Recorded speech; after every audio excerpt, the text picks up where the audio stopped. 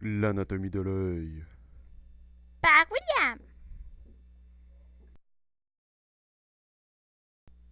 Bonjour, bienvenue au cours 526 présenté par William Grenon qui portera aujourd'hui sur l'anatomie de l'œil. Nous apprendrons ensemble, dans cette présentation, les différentes parties de l'œil et leurs fonctions. Asseyez-vous donc confortablement et bouclez votre ceinture pour cette aventure qui s'annonce extrêmement enrichissante.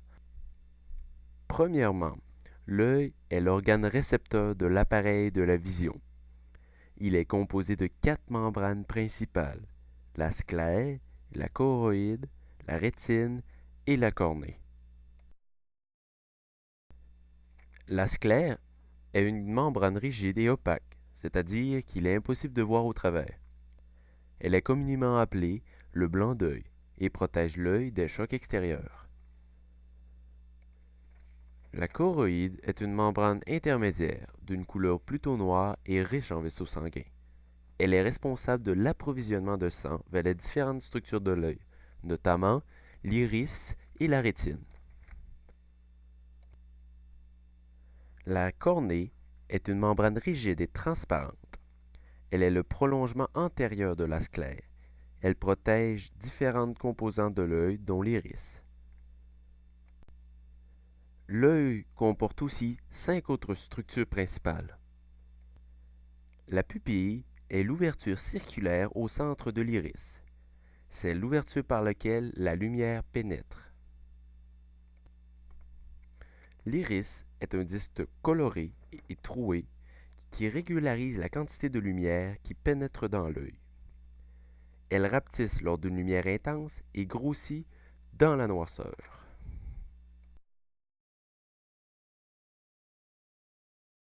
Le cristallin est une lentille allongée dont la courbure est variable. Elle contribue à former une image claire et nette sur la rétine. Elle permet aussi d'ajuster la focalisation. On peut observer 2 milieux transparents dans l'œil ayant chacune leur particularité. L'humeur aqueuse est le liquide transparent qui remplit l'espace entre le cristallin et la cornée. Elle est continuellement filtrée et renouvelée. L'humeur vitrée est une substance gélatineuse et transparente qui remplit l'espace entre le cristallin et la rétine.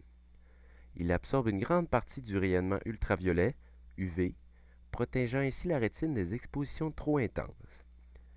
Ces 2 milieux transparents maintiennent la pression à l'intérieur de l'œil, lui donnant ainsi sa forme. Sans elle, le globe oculaire s'affaisserait.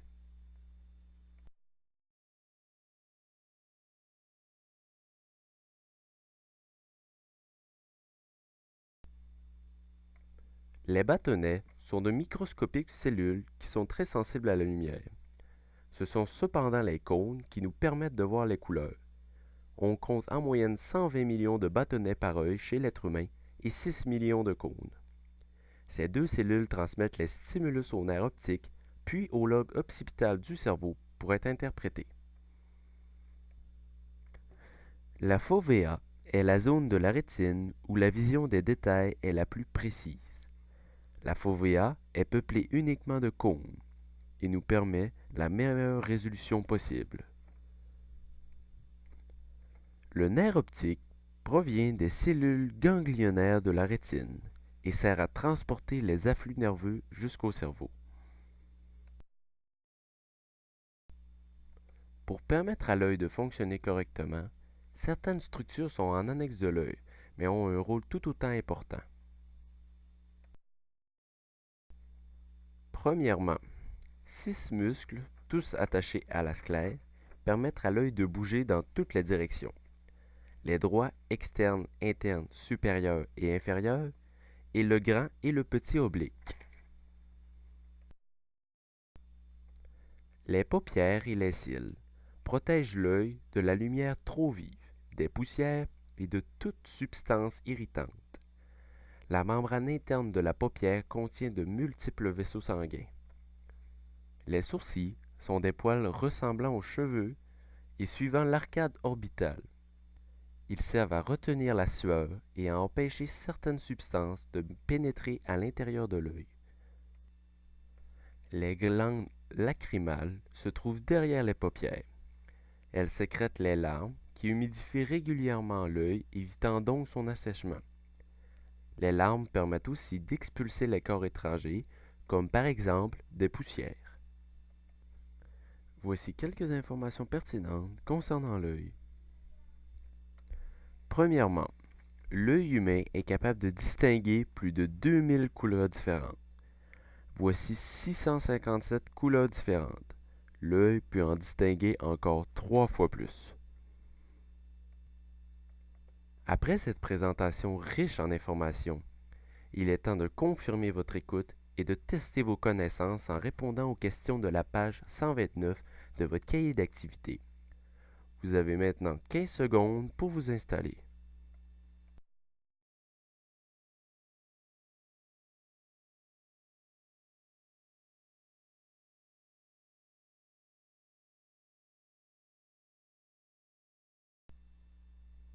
Le test commence dans 5, 4, 3, 2, 1. Il vous reste maintenant 1 minute. Durant cette période, mettons une petite musique d'ambiance.